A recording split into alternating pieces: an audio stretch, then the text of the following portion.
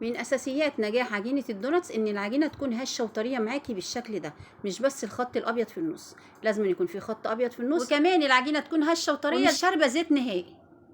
بعد ما عملنا الدونتس مع بعض بالخميره البيتشي وعجبكم جدا وكنا مغلفينه بالشوكولاته، قلنا النهارده هنعمل دونتس محشي بالشوكولاته، بس حاجه خطيره جدا ان شاء الله هتعجبكم جدا جدا جدا. وكمان هنعمل شويه اشكال كده مختلفين، يعني مش هنعمله الدونتس المدور بقى اللي احنا متعودين عليه، لا احنا هنعمله بقى شكل قلوب او شكل دواير. وكمان هنعمله اقتصادي، يعني مش هنكلف نفسنا شوكولاتات ولا اي حاجه، احنا شويه سكر بودره على الوش كده وخلاص، وعندنا شويه شوكولاته هنحشيه بيها. وزي ما انتم شايفين الدونتس بتاعنا شكله يفتح النفس قد ايه. تعالوا نسمي الله بقى ونجيب معلقه كبيره من الخميره الفوريه، ومعلقه كبيره من السكر، وتلت كوبايه من اللبن، ويا ريت اللبن يكون دافي كمان عشان ينشط الخميره، وتلت كوبايه من الميه، ونقلبهم مع بعض ونركنهم دقيقه كده لحد ما نعمل الخميره البيتي. الخميره البيتي دي مش قادره اقول لكم بتبقى يعني خطيره قد ايه في العجين، بتديكي نتيجه هايله، يا ريت تستعمليها في المعجنات بتاعتك، بجد بتدي نتيجه تحفه. انا جبت بقى نص كوبايه من الميه وحطيت عليها معلقتين من الدقيق وقلبتهم، واخدهم على النار لحد ما يشكشك الدقيق معايا زي المهلبيه كده، زي ما انت شايفه كده. بيبقى دقيقتين 3 بالظبط على النار، يعني ما بياخدش وقت، هما دقيقتين 3 بالظبط كده الدقيق بيشك معانا، بنرفعه على طول من على النار. بعد كده بقى نجيب خليط الخميره واللبن اللي كان معانا، هنكسر عليه بيضايه، وزي ما انتوا عارفين انا بحب جدا احط مع البيض معلقه ليمون كبيره، وكمان معلقه خل كبيره، ودي بتدينا نتيجه كويسه جدا في المعجنات، بتخلي المعجنات بتاعتنا هشه، وكمان بتفتح لون المعجنات معانا، وكمان بتضيع اي ريحه زفاره للبيض او للبن. بعد كده بقى بقلب الخليط معايا وانزل على الخميره اللي انا عاملاها. الخميره البيتي دي بجد لو جربتيها في المعجنات هتفرق معاكي جدا، هتفرق معاكي 180 درجه على الاقل في المعجنات، بجد جربيها ومش هتندمي، بتدي نتيجه تحفه في اي معجنات بتعمليها، حقيقي نتيجتها بتبقى هايله جدا. بعد ما قلبنا الخليط كويس جدا وقلبنا فيه الخميره كويس جدا، هجيب كوبايتين من الدقيق، والدقيق هنا على حسب نوع الدقيق، يعني ممكن ناخد كوبايتين، كوبايتين ونص، على حسب نوع الدقيق معاكي. نوع الدقيق معاكي هو اللي هيحدد لك هيشرب سوائل قد ايه، يعني ممكن تاخدي كوبايتين، ممكن تاخدي كوبايتين ونص، فما تقلقيش خالص. الكوبايه اللي معايا دي 150 جرام، يبقى كوبايتين 300 جرام. بعد كده نمسكهم نعجنهم عجنه كويسه، طبعا انا حطيت فيهم ربع معلقه ملح صغير، نعجنهم عجنه كويسه، وبعد ما يتعجنوا معانا ننزل عليهم بمعلقه من الزبده، معلقه من الزبده كبيره، ونروح عجنينها. هتلاقي العجينه فكت منك واتفتفتت كده معاكي، ما تقلقيش خالص، اعجنيها برده هتلم معاكي وهتبقى زي الفل. بعد ما عجنت العجينه بقى وركنتها قد تلت ساعه كده، طبعا الجو حر يعني هو تلت ساعه كويس جدا لان لسه نخمرها تاني. هناخدها بقى ونفردها، نرش رشه دقيق بسيطه كده على الرخامه، رشه بسيطه جدا عشان نعرف نفرد بس عليها العجينه، ونروح فردين عليها العجين. نجيب بقى المردان او النشابه اللي عندنا ونفرد بيها العجين، هنفردها، وهوريكي كمان احنا عايزين السمك بتاعها قد ايه عشان تبقى مظبوطه معانا جدا. زي ما انت شايفه مش عايزينها زياده عن كده، لان احنا لسه هنخمرها ولسه كمان هتزيد معانا لما نحطها في الزيت، فاحنا عايزينها تبقى حاجه في المعقول كده، لو زودت زياده عن كده هتتنفخ جامد منك ويبقى شكلها مش ظريف. احنا بقى مش هنعملها مدوره زي ما عملناها قبل كده، لو عايزين تشوفوا الدونتس اللي احنا عملناها قبل كده اللي هي متغطسه بالشوكولاته بجد كانت تحفه، ان شاء الله اسيب لكم اللينك في صندوق الوصف.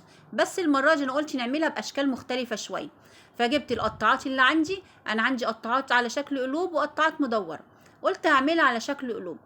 المهم تغمزي القطاعه الاول في الدقيق عشان ما تلزقش معاكي في العجين، وتروحي مقطعه بيها. وطبعا معظمنا عندنا القطاعات دي بتبقى موجوده عندنا لان بنجيبها لما بنعمل البسكوت في العيد ولا حاجه، ولو ما عندكيش برضه هقولك هنعمل ايه دلوقتي.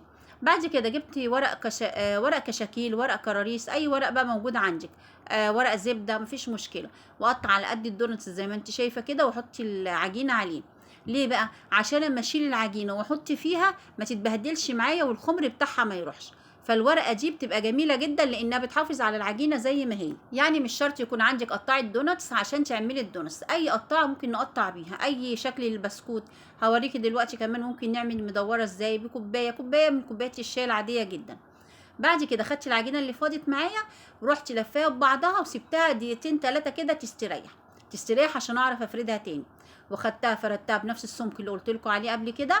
وزي ما انتم شايفين جبت كوبايه من كوبايات الشاي وغمستها في الدقيق عشان ما تلزقش معايا بس في العجين، تغمزي الكوبايه كده في الدقيق وتروحي مقطعه بيها. وكل ما عجينه تفضل معاكي تلفيها زي ما انت شايفه كده علشان ترتاح وتعرفي تفرجيها من تاني. وبعد ما دورتها كده جبت غطا من غطيان الازاز اللي عندنا ورحت حطاها في النص زي ما انت شايفه كده، بقت مدوره معايا. بصراحه انا ما كنتش مهتمه قوي بالصغيرين دول، انا قلت بس اوريكم الشكل، لان انا كان كل هدفي النهارده ان انا اعمله على شكل قلوب وكمان احشيها شوكولاته. بعد كده نسيب الدوناتس بتاعنا يخمر قد ساعه الا ربع كده، واجيب طاسه فيها زيت سخن. الزيت ما يكونش بيغلي وما يكونش بارد. لو الزيت بيغلي هيشعوط الدوناتس من بره ويخليها عجينه من جوه، وفي نفس الوقت لو الزيت بارد هيشرب الزيت كله وهتلاقي الدوناتس بتاعك كله زيت وكمان مش مستوي حلو. فاحنا نكون مسوين على زيت وسط.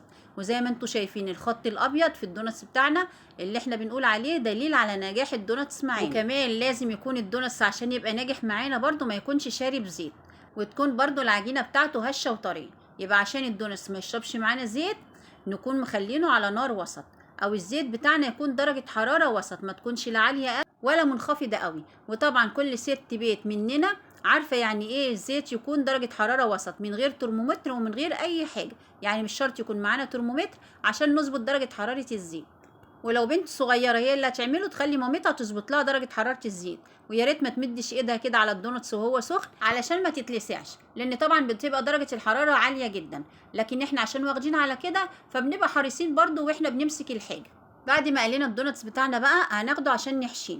طبعا لو عندك شوكولاته سيحي شوكولاته وغطسيه فيها وحطي على وشه بقى كل اللي انت عايزاه، تحطي بقى مكسرات، تحطي شوكولاته مبشوره، تحطي فرماسيل، الحاجه الموجوده عندك والحاجه اللي تحبيها.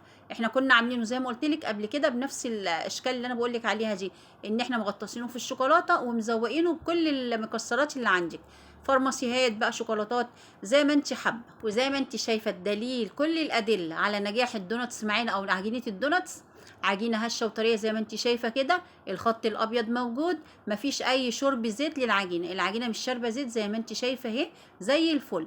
يبقى كده دليل ان احنا العجينه بتاعتنا ناجحه جدا.